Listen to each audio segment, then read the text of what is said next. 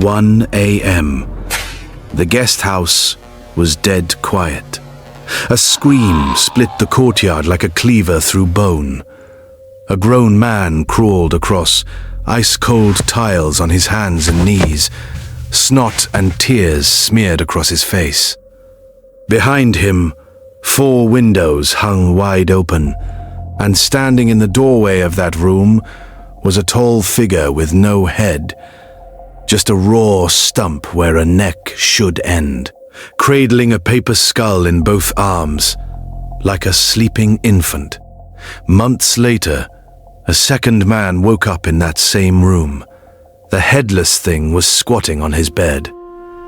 In the doorway, a woman in a white dress lay crumpled on the floor, a dagger buried to the hilt in her chest, blood spilling from her mouth.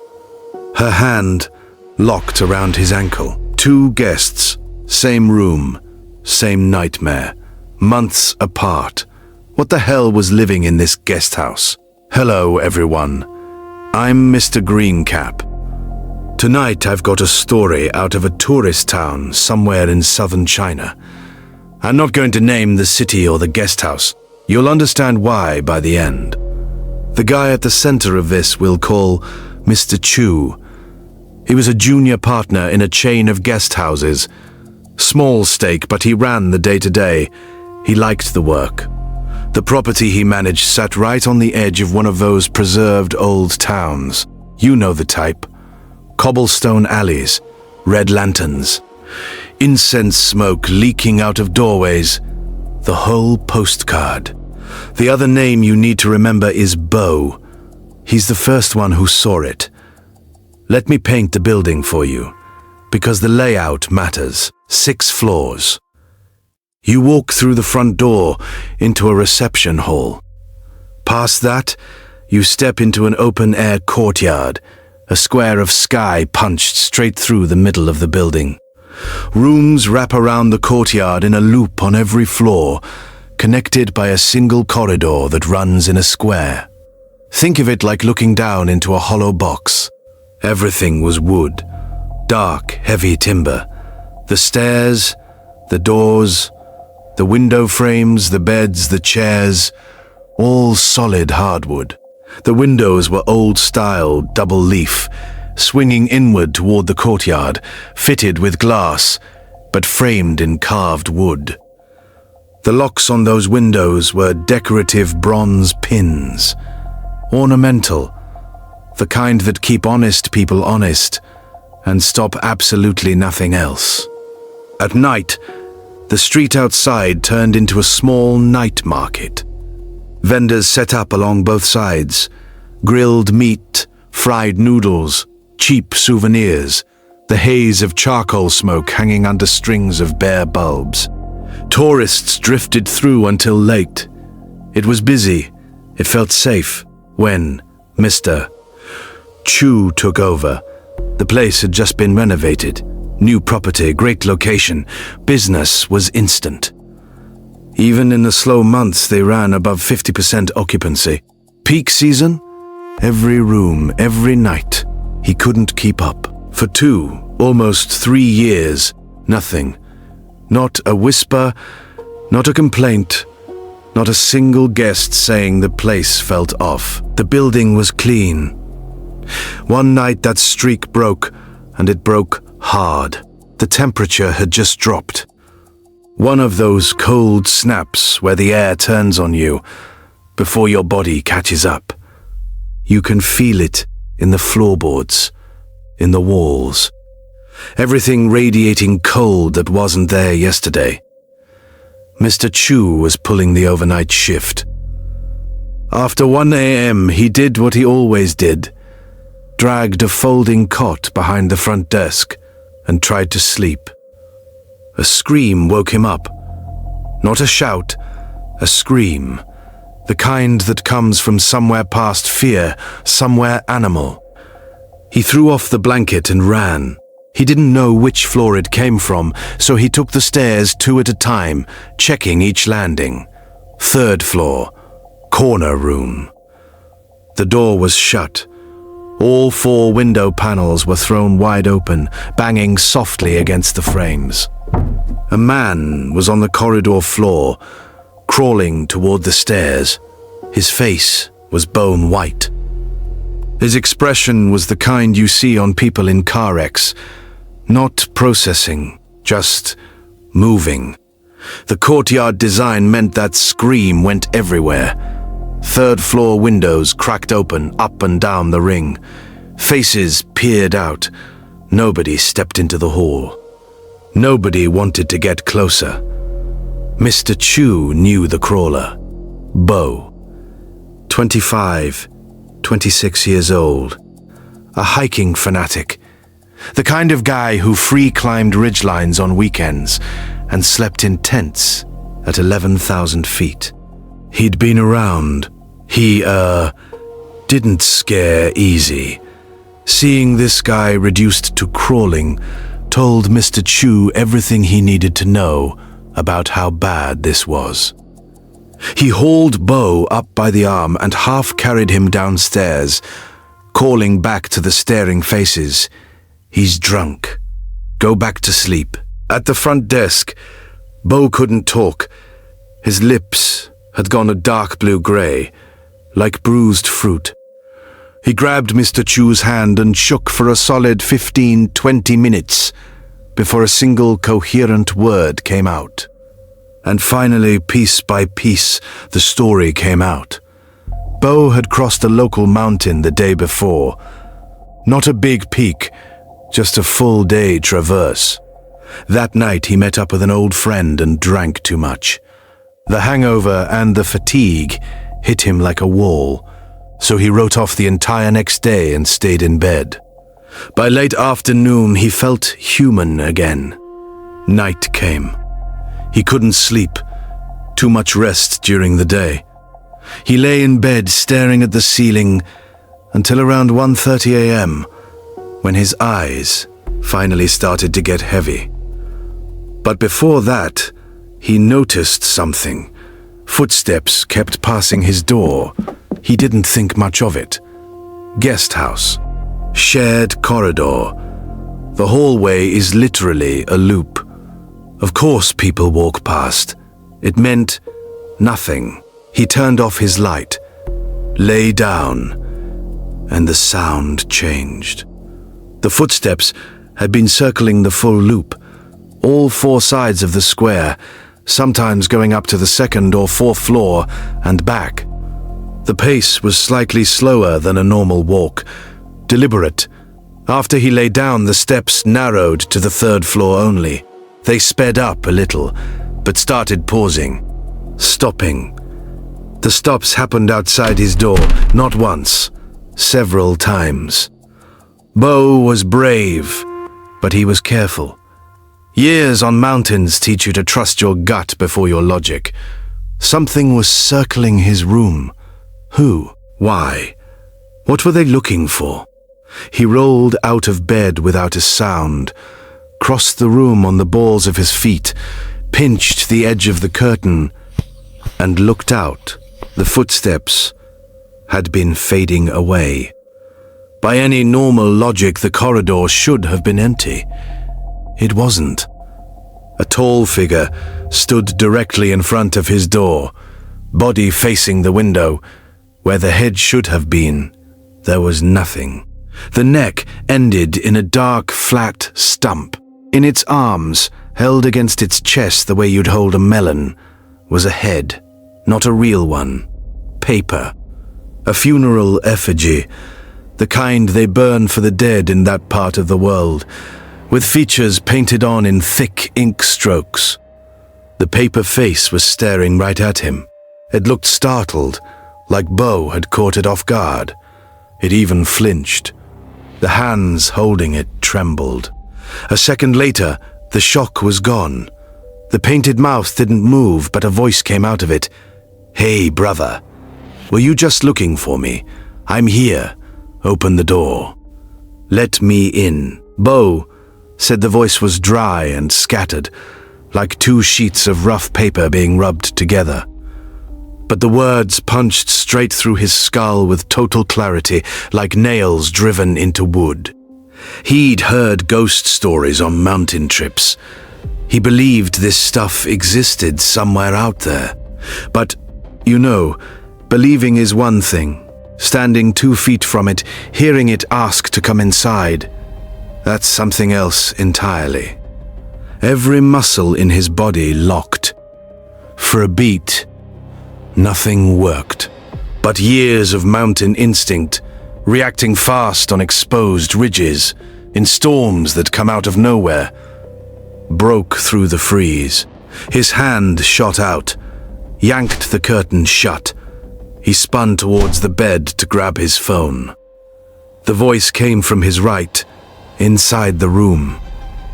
"Hey, brother, have you seen my head?"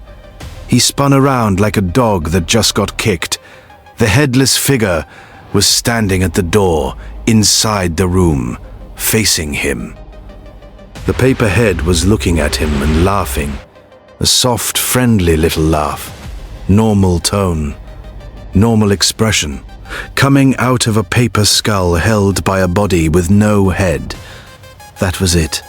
Beau's mind broke. Curtain, latch, none of it mattered. Blind with panic, he lunged at the window in the dark, found the wooden frame by feel and ripped it open. His body went through the gap before his brain caught up. But as he cleared the sill, something brushed both of his legs. Not a grab, gentle almost, like a palm running slowly across skin. The strength drained out of them instantly. Just gone, like someone pulled the plug. He hit the corridor tiles face first, hard enough to echo through the courtyard. Standing was impossible. All he could do was scream and drag himself toward the stairwell with both arms. That's the scene Mr. Chu found. And Beau told him one more thing. As Mr. Chu helped him down the stairs, Beau looked back. The headless figure had stepped out of the room and was following them. It came down the stairs behind them, one step at a time, steady and silent. It followed them all the way to the second floor. Only when they reached the stairwell between the second and first floors did it stop. It vanished. Just gone. Like it was never there. Mr. Chu didn't know what to make of any of this. He believed in the supernatural. Most people in that region do. But he had never heard a single bad thing about this building.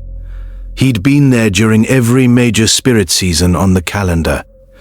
The Midsummer Ghost Festival, when locals set out food and burn paper money at the roadside to feed wandering dead. Tomb sweeping day in spring, when families crowd the hillsides to clean graves and light incense.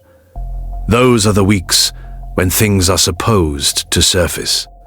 Nothing, ever. Not one guest had ever said the place felt wrong.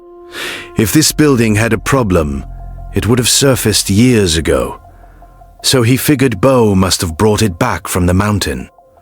But it happened in his guest house. That's his responsibility.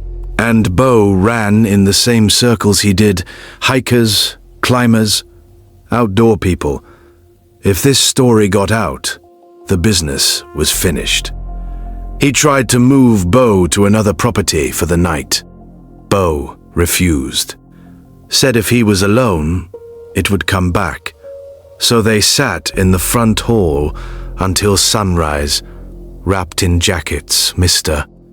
Chu telling him it was probably a hallucination, exhaustion, bad liquor, anything. Near dawn, they talked it through and made a guess.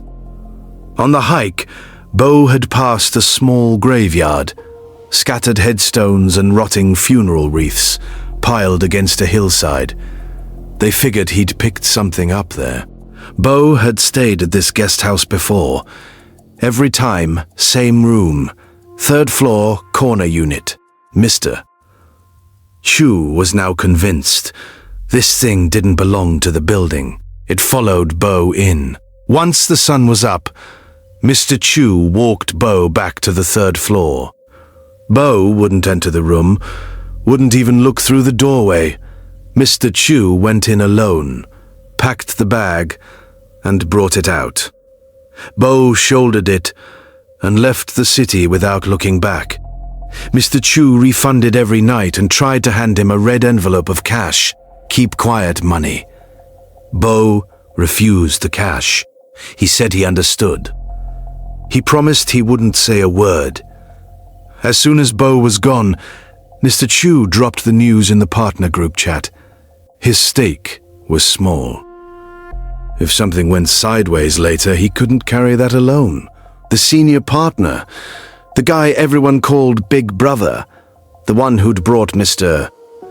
Chu into the business, made a single phone call. He contacted a local ritual specialist, a man who'd done house blessing ceremonies for several guest houses in the area. Not cheap. The specialist showed up around 3 in the afternoon, walked through the third floor room first, spent maybe 10 minutes in there, came back down, circled the front hall, stopped at the main doorway and just stood there, staring out at the street, didn't say a word for a long time. His verdict: the building was clean. The thing followed Bo. There was nothing wrong with the property, but he still performed a brief clearing ritual, the kind meant to push stray presences out the door. And before he left, he gave one rule. After 10:30 at night, the front doors must stay closed. Not locked, closed.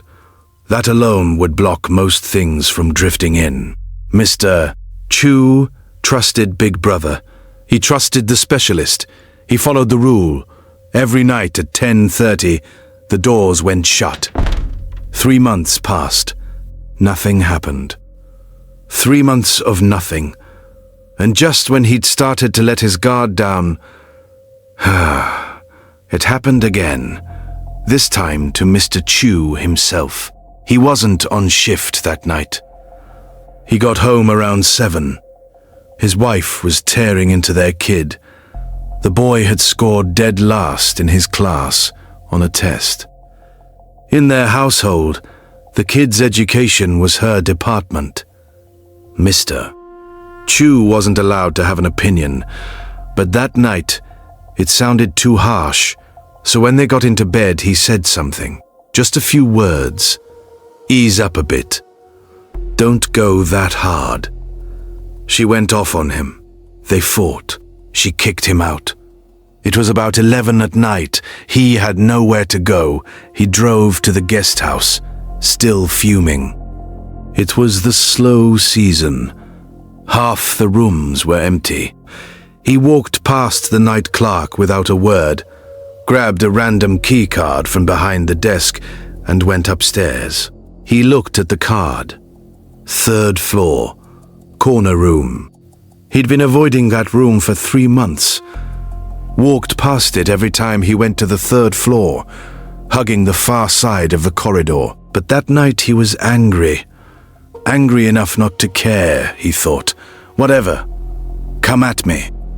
He went in, shut the door, and dropped onto the bed without even sliding the keycard into the power slot.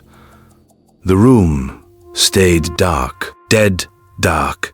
The curtains were half drawn, and a thin strip of corridor light cut across the floor, catching the grain of the old wooden bed frame.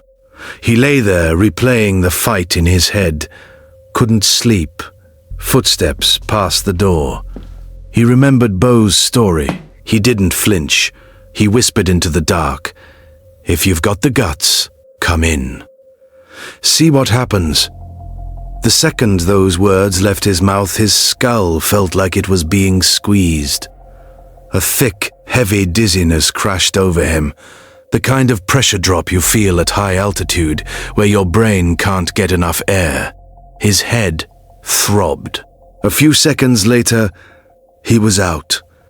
The dream dropped him onto the street outside the guest house. It was night, but the air was thick and warm. Summer. The night market was running. Smoke from grills. Sweet potato steam. Lantern light on wet pavement. But the shops lining the street were wrong. They weren't the ones he knew. His guest house wasn't there. The storefronts were older, faded.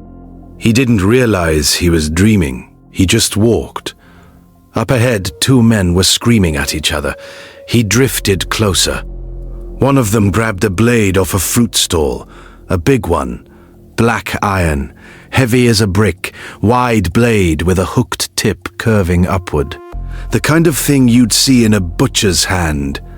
The other man didn't back off. He got louder. He tilted his head and stuck his neck out. Go ahead. Do it.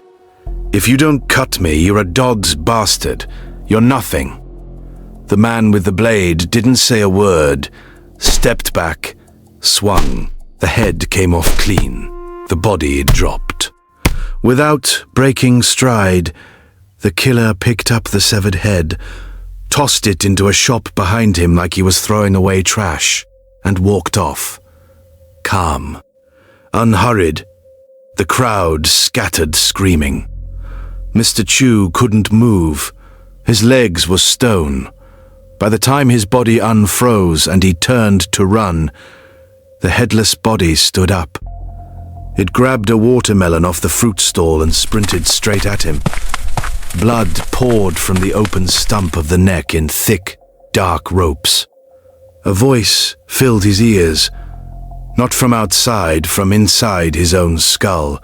My head, please help me put it back on, please. Inhuman. But Mr. Chu knew exactly who it belonged to. In the time it took him to blink, the body was in front of him. It shoved the watermelon into his hands and kept repeating the same plea. But now the words shifted. My head is with you. Give it back. Help me put it on. Mr. Chu said he'd never seen anything like it in his life. He wet himself on the spot. His whole body jolted, and he woke up. For 1 second, relief, just a dream. Thank God. He was soaked in sweat. The pillowcase was damp. He raised his hand to wipe his forehead and felt something to his right. A shape, a presence, something that shouldn't be on a bed with one person in it. The room was pitch dark, no power card, but the curtains weren't fully closed, and corridor light bled in just enough. He jerked back and pushed himself upright. The headless man from his dream was crouched on the bed next to him. In its arms was the same paper head Bo had described, ink-drawn eyes, painted mouth, motionless. Mr. Chu stared at it. His brain had stalled.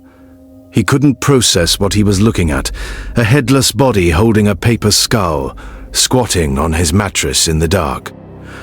The paper face stared back. No expression, no sound. Slowly, and I mean slowly, the painted mouth curled into a smile. Wrong. Not warm. Not friendly. Just wrong. My head is with you. Give it back. Help me put it on. Word for word, same as the dream. Mr. Chu said in that moment he was ready to die. But something in him refused to quit. His body moved before his mind did. Off the bed, across the room, hand on the door handle, pulling. It opened about 2 inches. Something soft stopped it. Something with give. No matter how hard he pulled, it wouldn't budge. So he looked down. A woman in a white dress was lying on the floor wedged against the inside of the door. Her legs were bent sideways. Blood was pouring from her mouth in wet, choking bursts. A bright steel dagger was buried in her chest, up to the handle. She saw him looking and grabbed his leg. Her fingers dug in. She was begging, frantic, garbled words pouring out between the blood. Mr. Chu said that night he must have offended every god there is. In the dream, a headless man chased him with a watermelon. Awake, the same headless man was squatting on his bed, and a woman with a knife in her chest was blocking the only door. One option left, the window. The fabric of her dress was loose enough for him to wrench free. Blind with adrenaline, he dove through the window frame head first, completely missing his footing on the other side. His mouth smashed into the courtyard stone railing with a crack that echoed off every wall. 4 upper front teeth snapped off at the root. Gone. He never found them. There was no crawling to the stairs this time. Not like Bo. The pain turned his brain to white noise. Nothing left in the tank.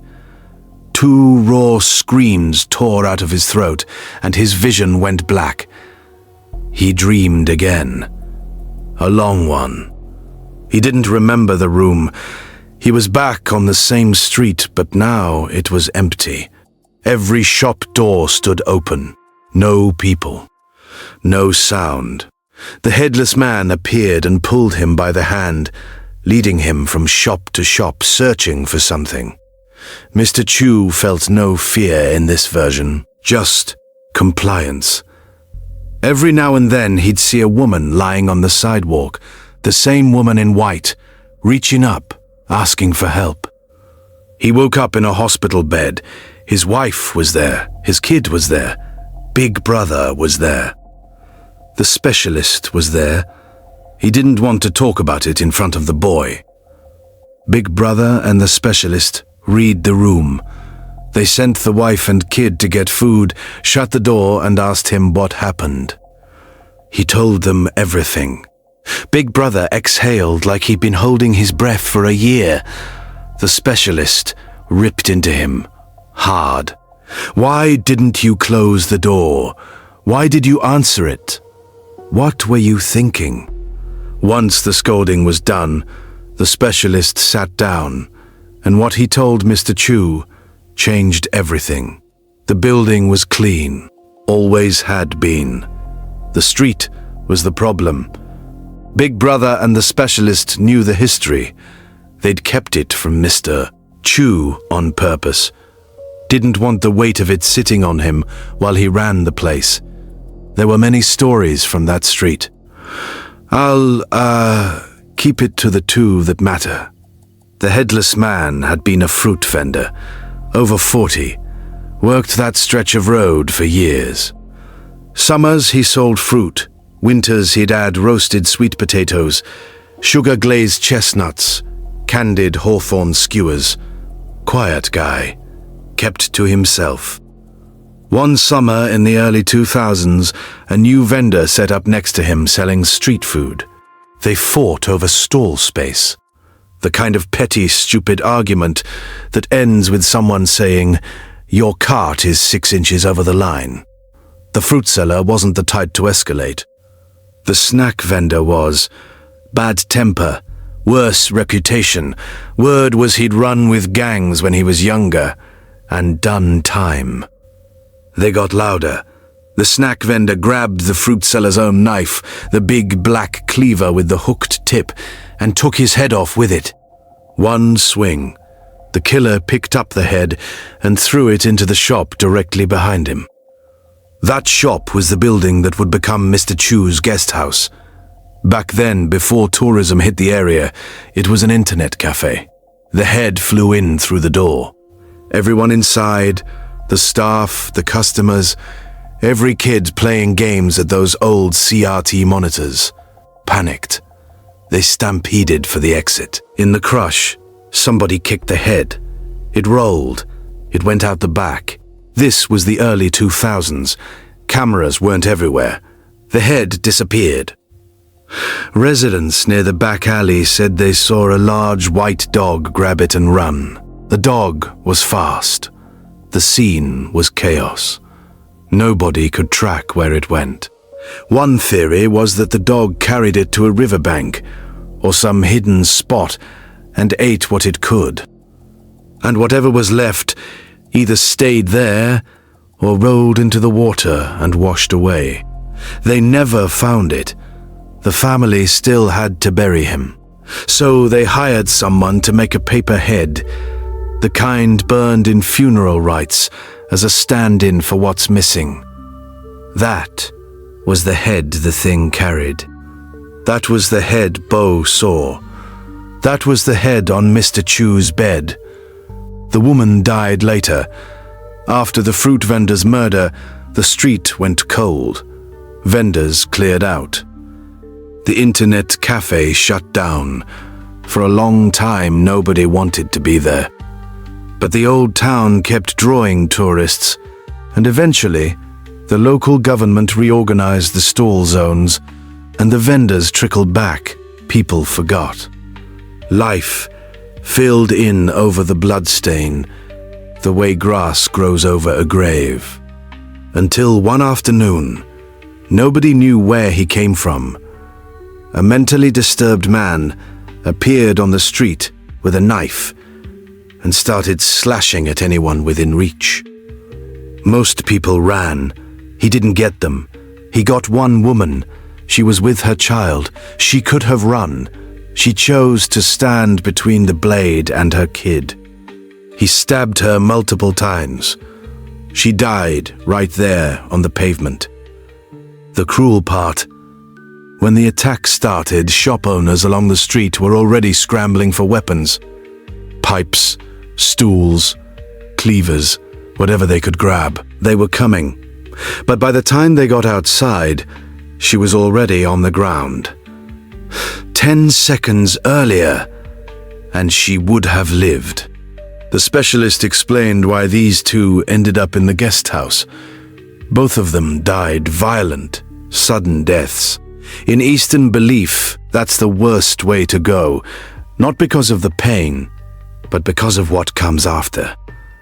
A person who dies like that, by blade or by ambush, with no warning and no closure, their spirit can't leave.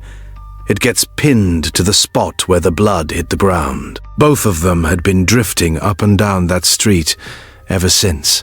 The fruit vendor's head had been thrown into this building. He couldn't find the dog, but he could always find the courtyard where his head landed. For years, nothing stirred. He wasn't strong enough on his own, and the street was packed with life. Tourists, vendors, noise, grease smoke, lantern light.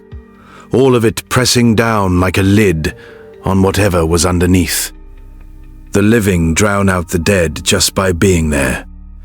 Over time, he'd gotten a little stronger, but not by much. He could only show himself under very specific conditions. Bo's encounter didn't have to happen. Plenty of guests probably heard footsteps that night. But in a guest house, footsteps mean nothing. You hear someone crying in a guest house and you don't even blink. The only person who got curious was Bo, and getting curious was fine. The problem was pulling back that curtain. That's what drew it in. Curiosity was the invitation. After Bo's incident, the specialist came in and pushed the presence out with a clearing ritual.